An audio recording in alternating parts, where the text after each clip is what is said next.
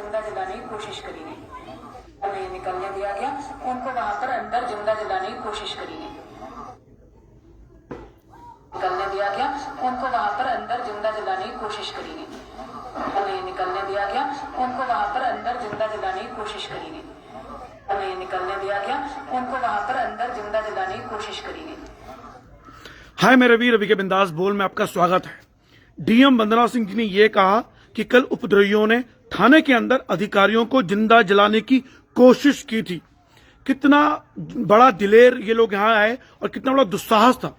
एक प्रकार से ये उत्तराखंड की सरकार को, उत्तराखंड प्रशासन को उपद्रवी बहुत कमजोर समझ रहे थे और वंदना सिंह जी ने कहा कि जिंदा जलाने की कोशिश की गई थी अधिकारियों को। उनका पूरा बयान आप देख पाएंगे, लेकिन वास्तव में बड़ा ये शर्मनाक विषय था। देखिए वंदना सिंह ने और क्या क्या कहा, पहले आपको सुन लीजिए।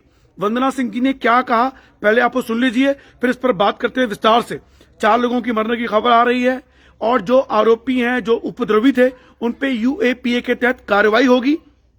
मुख्यमंत्री धामी ने कल ही कह दिया था कि सख्त से सख्त कार्रवाई होगी और शायद हल्द्वानी के इतिहास में ये पहली बार गोली देखते ही गोली मारने के आदेश जारी कर दिए गए थे।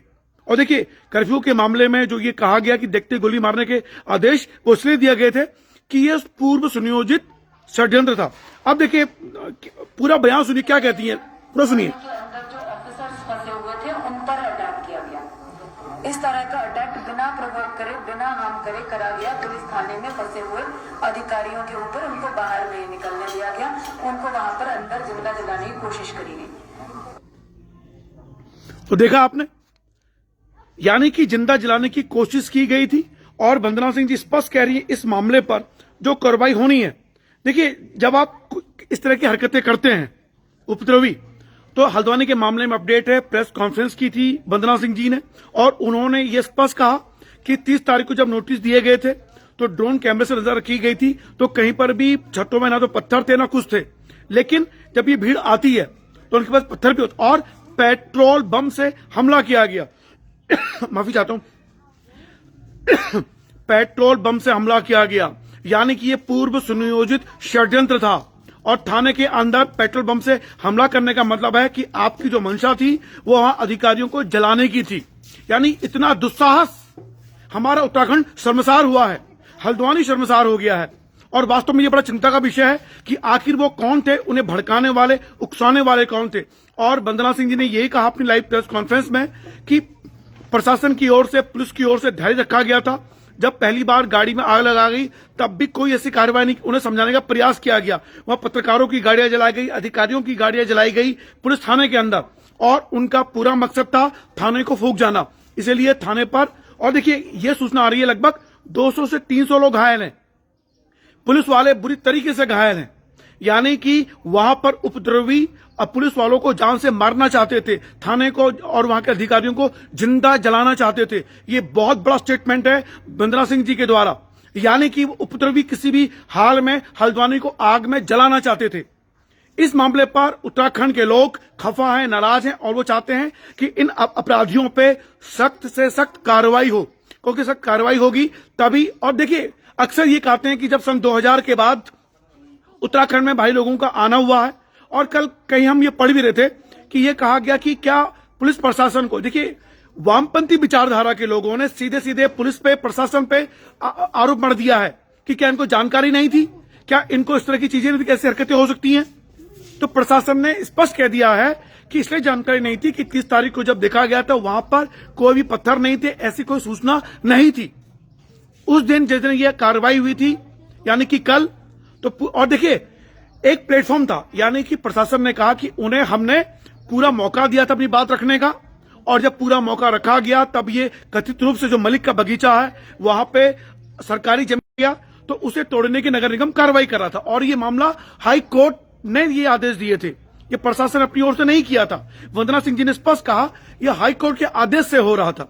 अगर इन्हें कुछ तकलीफ थी तो ये कोर्ट में जा सकते थे, लेकिन जिस तरीके से हरकतें हुई हैं, मुख्यमंत्री धामी ने स्पष्ट आदेश दे दिए हैं कि सख्त से सख्त कार्रवाई होनी चाहिए। तो जब वंदना, देखिए जो लाइव से अभी जुड़े हैं उन्हें मैं वंदना सिंह जी का वो बयान सुना दूं जब जिन्होंने ये कहा कि अधिकारियों को जिंदा जलाने की कोशिश हुई है। और देखिए ये बहुत बड़ा स्टेटमेंट है उत्तराखंड के संदर्भ में। देखिए सुनिए आप क्या कहा है वंदना सिंह जी ने, सुनिए।